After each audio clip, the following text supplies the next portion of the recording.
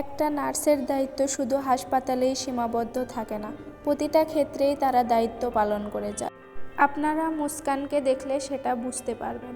সকালবেলা মুস্কান গাছে পানি দিয়ে তাড়াতাড়ি করে নিজের কাজের জন্য তৈরি হয়ে বাসা থেকে বের হলো।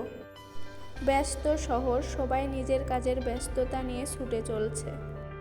মুস্কান রাস্তা পার হবে তখন একজন বয়স্ক মহিলাকে দেখে সে রাস্তা পার হবার জন্য চেষ্টা করছিল।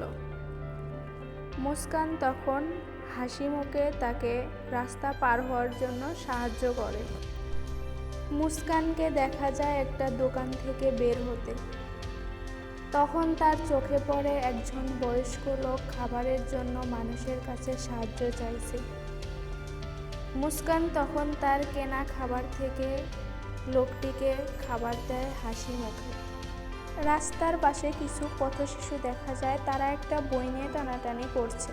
হঠাৎ বইটা তাদের হাত থেকে মুস্কানের সামনে এসে পড়ে। মুস্কান বইটা তুলে নিয়ে তাদের দিকে এগিয়ে যায়। তাদের নিয়ে রাস্তার পাশে বসে হাসি মুখে বইটা পড়ে শোনাচ্ছিল।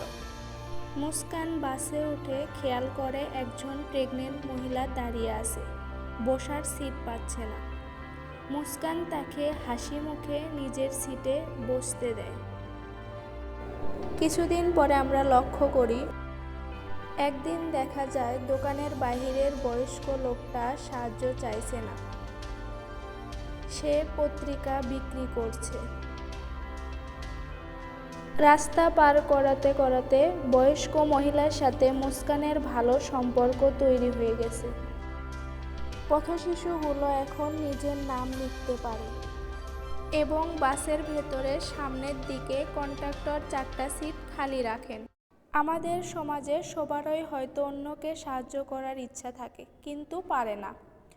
আর এই গুরুত্বপূর্ণ মহৎ কাজটিকে যারা পেশা হিসাবে নিয়ে সবসময় আমাদের সেবা করে চলছেন, তাদের আমরা বলি নার্স, আমাদের হিরো।